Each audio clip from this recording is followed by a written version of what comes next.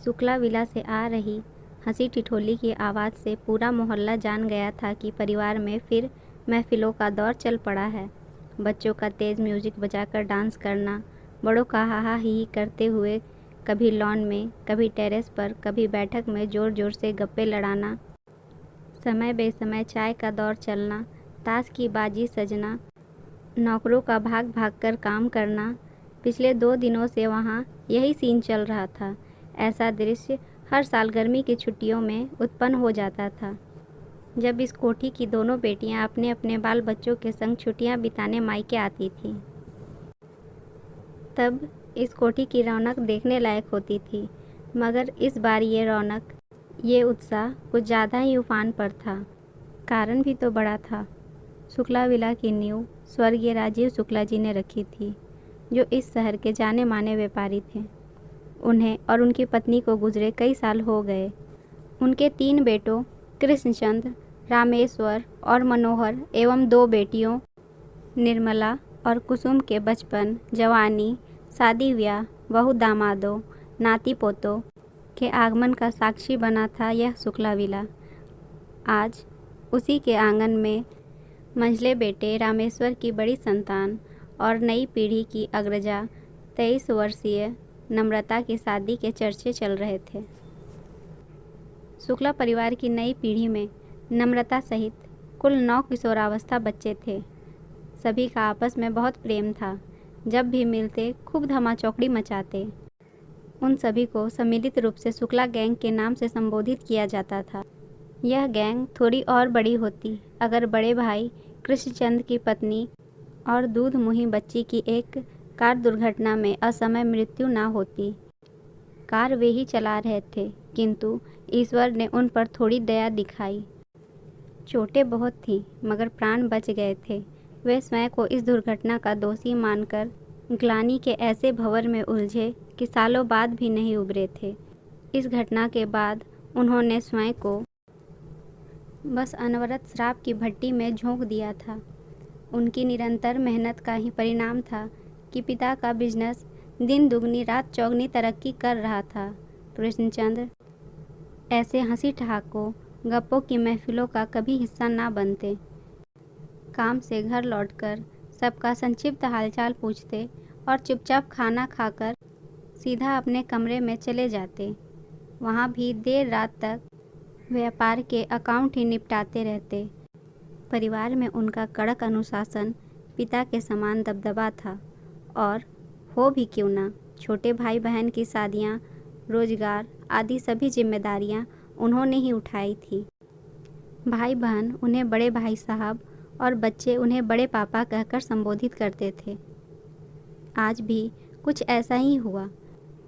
उनके घर आते ही सभी शालीनता की मूर्ति बनकर बैठ गए। उन्होंने सबके हालचाल पूछे, खाना खाया और अपने कमरे की तरफ रुख कर लिया। उनके जाते ही सभी मिल बैठकर 4 दिन बाद होने वाले रोके की रस्म की प्लानिंग करने लगे। शुक्ला गैंग डेस्टिनेशन वेडिंग की तरह डेस्टिनेशन रोके की जिद पर अड़ा था। निर्मला की बेटी नव्या बोली, सुनिए सुनिए, शुक्ला गैंग पूरी प्लानिंग कर चुका है। रस्म मसूरी की एक रिसोर्ट में होगी। लड़के वाले भी वहीं जाएंगे। सभी वहाँ 2 दिन रुकेंगे। खूब नाच गाना, धमाल मस्ती होगी। इस तरह हमें अपने जिया जी और जिया जी को जीजी के साथ वक्त बिताने का भरपूर मौका मिलेगा। कहते हुए उसने नम्रता की तरफ आंख मारी तो वह थोड़ी लजा गई। नहीं नहीं नहीं नहीं, ऐसा अच्छा लगेगा क्या? रोके की रस्म तो घर पर ही होनी चाहिए, कुसुम बोली। बस बस मौसी, आप हमारी प्लानिंग की यूँ बखिया मत उधेड़िए। इस बार हम बच्चों की चलेगी, आप बड़ों की नहीं। पिछले 2 सालों से आप लोग हमें गर्मी की छुट्टियों में घुमाने के नाम पर तीर्थ यात्रा करा रहे हैं और हम कुछ नहीं बोले, लेकिन इस बार नहीं। हमारी नम्रता दी का रोका हमारे हिसाब से होगा। नव्या की बात को सभी बच्चों ने जोरदार तरीके से सपोर्ट किया। अरे अरे, रुको ज़रा, प्रोग्राम अकेले हमारा थोड़ी है। लड़के वालों की भी तो सहमति होनी चाहिए। उनसे भी तो बात करनी पड़ेगी। नम्रता के चाचू मनोहर ने अपना पक्ष रखा। आपको वो सब सोचने की ज़रूरत नहीं है मामू। हमने जिया जी से बात कर ली है, वे भी हमारे इस आइडिया से खुश हैं। और हाँ, हम रिसॉर्ट मैनेजर और इवेंट प्लानर से भी बात कर चुके हैं। सब कुछ फाइनल है, आपको तो बस किराए और कैश का इंतज़ाम करना है, बाकी हम सब संभाल लेंगे। नव्या पूरे शुक्ला गैंग की तरफ से हाथ हिलाते हुए बोली। सब बड़े सिर पकड़कर बैठ गए। बाप रे, आजकल के बच्चे रॉकेट की तरह तेज हैं। कुसुम मौसी के कमेंट पर नव्या तपाक से बोली, सही पकड़े हैं। तो सब हंसने लगे। ठीक है, हमें कोई आपत्ति नहीं है, पर एक बार ज़रा अपने बड़े पापा से भी पूछकर देख लो। कन्वेंस तो मैं संभाल लूँगा, मगर कैश तो वहीं से निकलवाना है। नम्रता के पिता रामेश्वर बोले। उनका नाम आते ही सबको जैसे सांप सूंघ गया। बड़े पापा क्यों मना करने लगे? मुझे पूरा यकीन है उन्हें इससे कोई आपत्ति ना होगी। नम्रता का स्वर आश्वस्त था। हाँ दी, भला उन्हें क्या आपत्ति होने लगी? अगर उनकी लाडली भतीजी की बात हो तो सारी आपत्तियाँ विपत्तियाँ हवा हो जाती हैं। ये सब तो हम बाकी बचे कुचे प्राणियों के समय ही निकल आती है। नम्रता के चचेरे भाई राघव की बात पर जब पूरे शुक्ला गैंग ने हाँ में हाँ मिलाई तो नम्रता चिढ़कर मुंह फुलाकर बैठ गई। बात गलत भी नहीं थी। बड़े पापा का नम्रता से कुछ विशेष लगाव था, जो मौके बेमौके जाहिर हो जाता। बाकी बच्चों के साथ सख्त कानून से पेश आने वाले बड़े पापा नम्रता की बात आते ही मोम की तरह पिघल जाते। इसका एक सबूत तब देखने को मिला था जब नम्रता का आईआईटी में सिलेक्शन हुआ था। पूरा परिवार चाहता था कि नम्रता रुड़की आईआईटी में ही पढ़ाई करे। इस तरह वह घर में रहकर ही इंजीनियरिंग कर लेगी, मगर उसने मुंबई आईआईटी जाने की जिद पकड़ी थी। ऐसे में उसने अपने मन की बात बड़े पापा को बताई तो वो सबको अपना फरमान सुनाते हुए बोले, घर में यह सबसे समझदार बच्ची है। अगर इसने आईआईटी मुंबई जाने का फ़ैसला लिया है तो कुछ सोच समझकर ही लिया होगा, इसे जाने दो। यह सुनकर सब हैरान रह गए। बाकी बच्चे तो नम्रता के मुकाबले नासमझ ठहराए जाने पर ईर्ष्या से जल उठे। बड़े पापा के सपोर्ट से नम्रता आईआईटी मुंबई से पास आउट करके निकली और दिल्ली की एक कंपनी में जॉब कर लिया। दूसरी बार उनका लगाव तब देखने को मिला जब नम्रता ने अपने विजातीय सहकर्मी आयुष से प्रेम विवाह करने की ठानी। एक बार फिर पूरा परिवार उसके विरुद्ध हो गया, मगर बड़े पापा ने आयुष की छानबीन करवाई। उसके परिवार से जाकर मिले और अकेले ही रिश्ता पक्का कराए। घर आकर इतना भर कहा, जिसमें बेटियों की खुशी हो वही करना चाहिए। एक बार फिर उनकी बात सबको स्वीकारनी पड़ी। इन्हीं पूर्व अनुभवों ने नम्रता को आश्वस्त कर दिया था कि बड़े पापा उसका यह आग्रह भी मान लेंगे, मगर वह स्वयं अपने रोके की योजना कैसे बताती। सो यह जिम्मेदारी निर्मला बुआ के कंधों पर डाल दी गई। उन्होंने बड़े भाई साहब से बात की और वे वाकई बिना किसी किंतु परंतु के तैयार हो गए। साथ ही यह भी कह डाला, ध्यान रहे इंतजाम में कोई कमी ना रह जाए। जो भी खर्च होगा उसकी मैं व्यवस्था कर दूंगा। निर्मला ने सबको यह खुशखबरी सुनाई तो सबके चेहरे खिल उठे। बस एक ही बात है जो खटक रही है, निर्मला बोली तो सबके चेहरे पर प्रश्न चिन्ह लग गया। बड़े भाई साहब हमारे साथ मसूरी नहीं आ पाएंगे, कह रहे थे बिजनेस में कुछ ज़रूरी डीलिंग चल रही है। तो किसी को तो देखनी पड़ेगी। तुम लोग जाओ, मैं यहाँ संभाल लूँगा। ओह, भाई साहब भी ना हमेशा ऐसा ही करते हैं। मुझे तो याद ही नहीं कि कभी वे हमारे साथ कहीं बाहर गए हो। रामेश्वर के स्वर से नाराज़गी फूट रही थी। वे भी क्या करें, सारा व्यापार वही तो संभालते हैं। कितने काम रहते हैं उन्हें। कुसुम की बात दोनों भाइयों को तंज की तरह चुभ गई। बात सही भी थी।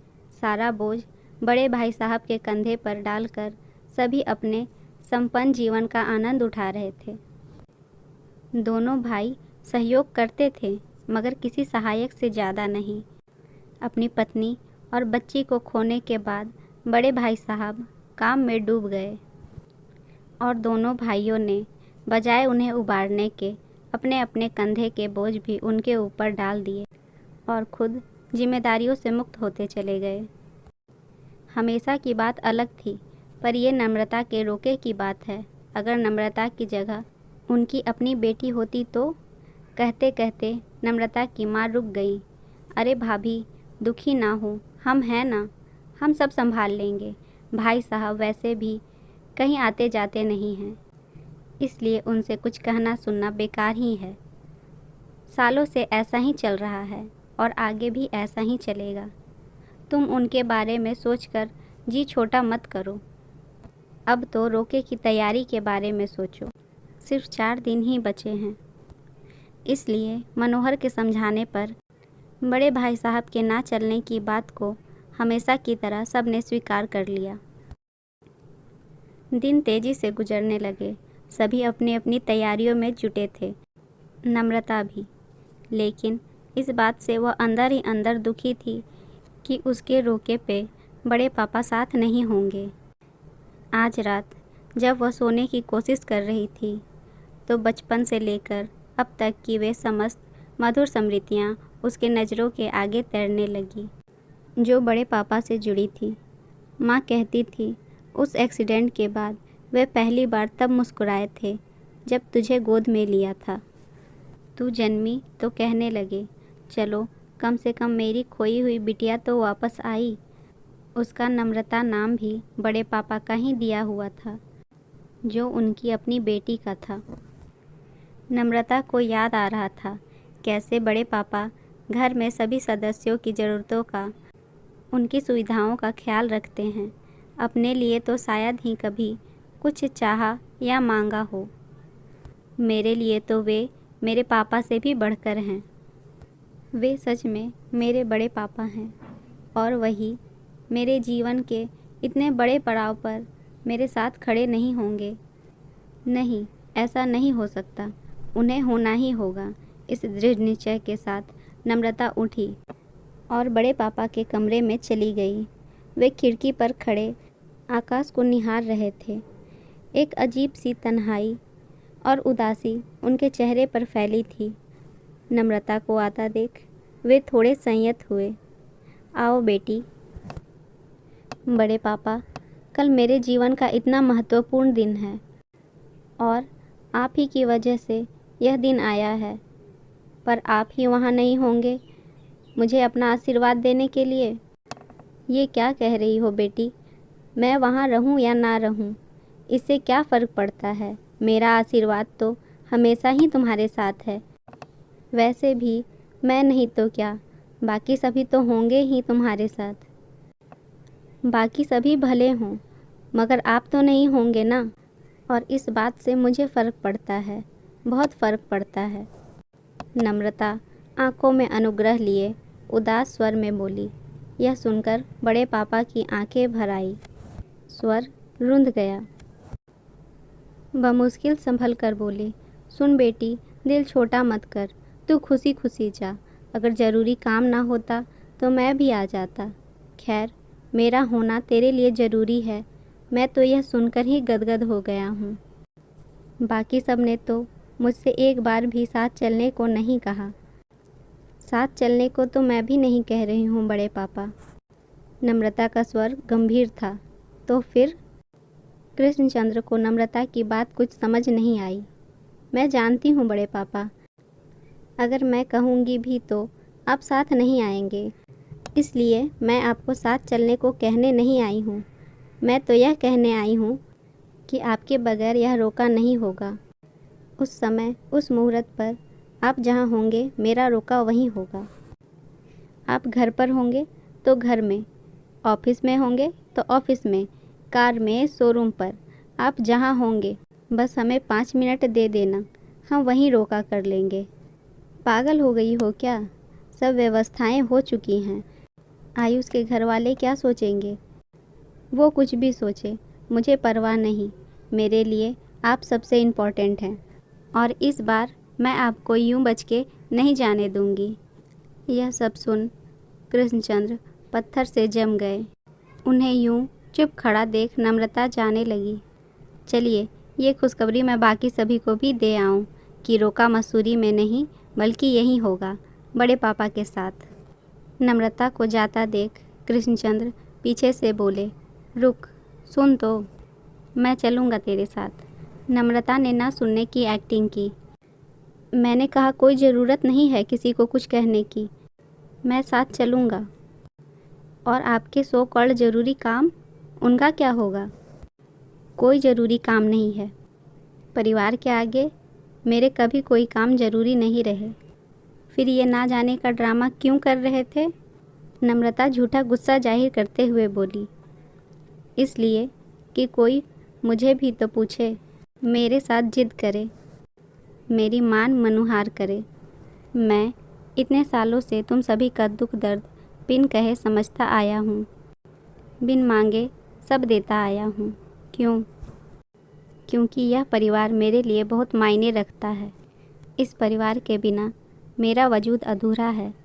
मगर क्या मैं भी इस परिवार के लिए कुछ मायने रखता हूँ? क्या मेरी उपस्थिति इस परिवार के लिए ज़रूरी है? मैंने जब भी तुम लोगों के साथ कहीं जाने को मना किया तो बस यह जानने के लिए कि मेरे होने या ना होने से तुम लोगों को कुछ फ़र्क पड़ता भी है या नहीं। पर हर बार मेरे हाथ बस निराशा ही लगी। बड़े पापा की ये बातें सुनकर नम्रता की एक पहल से बड़े पापा के दिल में पैठ किया अंधकार सदा के लिए दूर हो गया था।